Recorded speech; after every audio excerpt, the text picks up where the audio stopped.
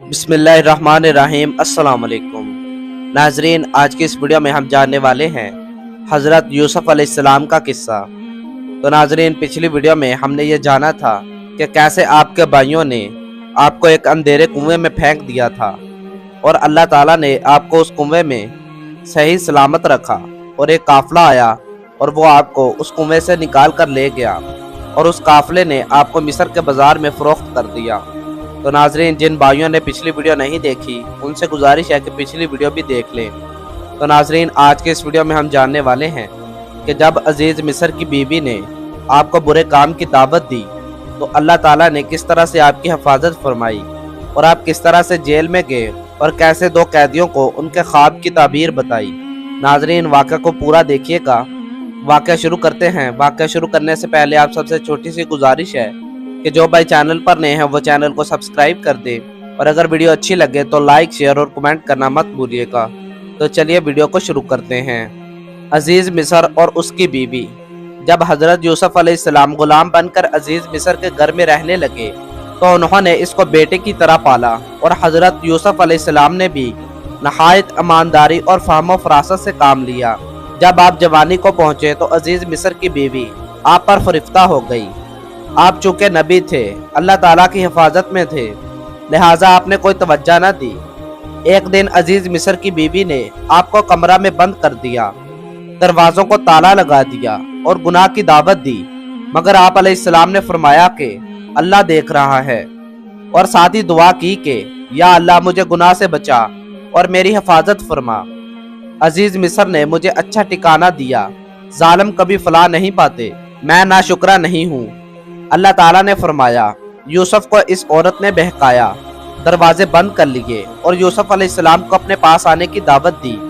آپ نے فرمایا کہ میں اللہ کی پناہ مانگتا ہوں، عزیز مصر میرا مالک ہے۔ اس عورت نے برا قصد کیا، یوسف علیہ السلام بھی برا ارادہ کر بیٹھتے، اور اگر اللہ تعالیٰ کی برہان نہ دیکھ لیتے۔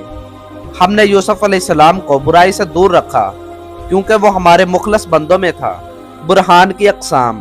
مفسرین کا نظریہ ہے کہ جس وقت عورت نے آپ کو گناہ کی دعوت دی تو آپ نے اپنے والد حضرت یعقوب علیہ السلام کو سامنے دیکھا، آپ کو انگلی سے منع کر رہے تھے۔ مفسرین کا دوسرا نقطہ نظریہ یہ ہے کہ آپ نے ایک غیبی آواز سنی کہ یوسف تم دروازے کی طرف بھاگو، بھاگنا تمہارا کام ہے اور دروازوں کے تالوں کو کھولنا ہمارا کام ہے۔ چنانچہ آپ علیہ السلام بھاگتے گئے، دروازے کھلتے گئے۔ عزیز مصر کی بیوی آپ کے پیچھے تھی۔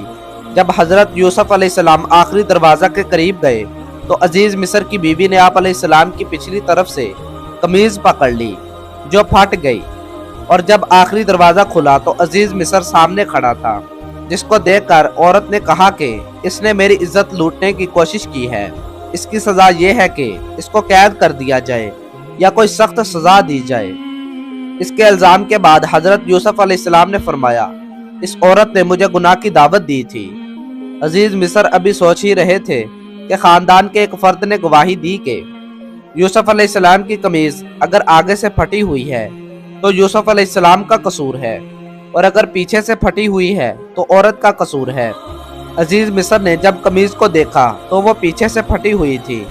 یہ دیکھ کر عزیز مصر نے کہا کہ تم عورتوں کی چال زبردست ہوتی ہے، اور حضرت یوسف علیہ السلام کو کہا کہ معاملہ جانے دو، اور عورت سے کہا کہ اپنے گناہوں کی معافی مانگو۔ مصر کی دوسری عورتیں۔ عزیز مصر کی بیوی کی یہ بات چھپی نہ رہ سکی، دوسری عورتوں نے تانا دینا شروع کر دیا کہ عزیز مصر کی بیوی ایک غلام کے عشق میں مبتلا ہے۔ عزیز مصر کی بیوی کو جب یہ پتا چلا کہ عورتیں مجھے ایک غلام کے عشق کا تانا دے رہی ہیں تو اس نے ایک دعوت کا اہتمام کیا، عورتوں کے سامنے پھل رکھ دیے اور ان کے ہاتھوں میں چاقو پکڑا دیے، اور حضرت یوسف علیہ السلام کو کہا کہ ان کے سامنے چل کر آ جائے۔ جب حضرت یوسف علیہ السلام ان عورتوں کے سامنے آئے تو عورتوں نے آپ علیہ السلام کے حسن کو دیکھ کر چاقو سے پھل کاٹنے کی بجائے اپنے ہاتھ کاٹ ڈالے۔ یہ منظر دیکھ کر عزیز مصر کی بیوی نے کہا کہ یہی وہ غلام ہے جس کا مجھے تانا دیا کرتی تھی۔ روایت کے مطابق اب ہر گھر میں حضرت یوسف علیہ السلام کے چرچے ہونے لگے، اور مصر کی اعلیٰ خاندان کی عورتیں حضرت یوسف علیہ السلام کو اپنے جال میں پھنسانے لگی۔ حضرت یوسف علیہ السلام کی دعا۔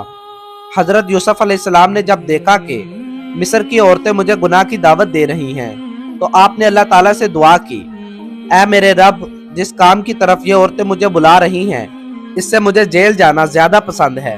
اے میرے رب، اگر تو نے میری مدد نہ کی تو ہو سکتا ہے کہ میں ان عورتوں کی چالوں میں آ جاؤں اور نادانوں میں شامل ہو جاؤں۔ اللہ تعالیٰ نے آپ علیہ السلام کی دعا کو قبول فرما لیا، آپ کو ان عورتوں کے مکر و فریب سے دور کر دیا۔ بے شک اللہ تعالیٰ سننے والا اور جاننے والا ہے۔ حضرت یوسف علیہ السلام جیل میں مصر کے اعلیٰ افراد نے دیکھا کہ ان کی بیویاں اب ان کے کنٹرول میں نہیں ہیں، تو ان کو ایک ہی حل نظر آیا کہ ان کو جیل بھیج دیا جائے، جس کی حضرت یوسف علیہ السلام نے دعا مانگی تھی۔ آپ نے جیل جا کر انتہائی اعلیٰ اخلاق کا مظاہرہ کیا، جس کی وجہ سے جیل کا دروغہ بھی آپ پر ایمان لے آیا اور باقی قیدی بھی آپ کی تبلیغ سے متاثر ہو کر آپ پر ایمان لے آئے۔ ہر نبی علیہ السلام کا کام ہی تبلیغ کرنا ہوتا ہے، لہٰذا آپ علیہ السلام جیل میں بھی اللہ تعالیٰ کی توحید کا اعلان کرتے رہے۔ دو قیدیوں کا واقعہ۔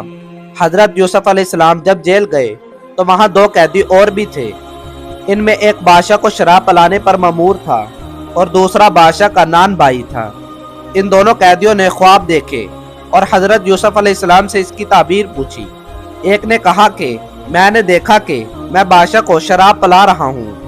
دوسرے نے کہا کہ میرے سر پر روٹیاں رکھی ہوئی ہیں اور پرندے ان روٹیوں کو کھا رہے ہیں۔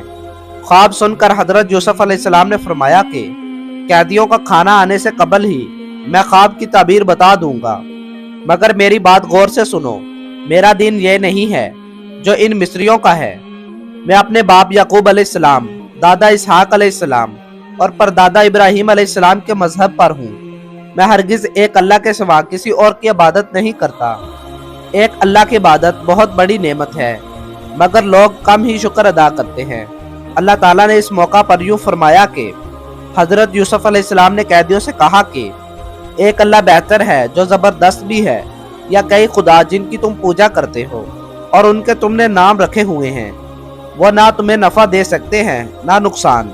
تمام قیدیوں کو توحید کی دعوت دینے کے بعد آپ نے دونوں قیدیوں کو ان کے خواب کی تعبیر بتائی اور فرمایا کہ جو شخص اپنے خواب میں بادشاہ کو شراب پلا رہا تھا وہ ایک بار پھر بادشاہ کو شراب پلانے کی ذمہ داری ادا کرے گا۔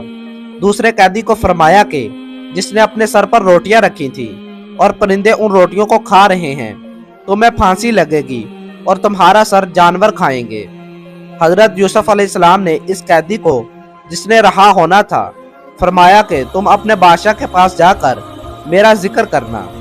نوٹ: مفسرین نے لکھا ہے کہ ایک نبی کی یہ شان نہیں ہے کہ وہ ایک قیدی کو کہے کہ بادشاہ کو بتاؤ کہ یہاں ایک بے گناہ قید ہے، کیونکہ نبی کے ساتھ اللہ تعالیٰ کی ذات ہوتی ہے۔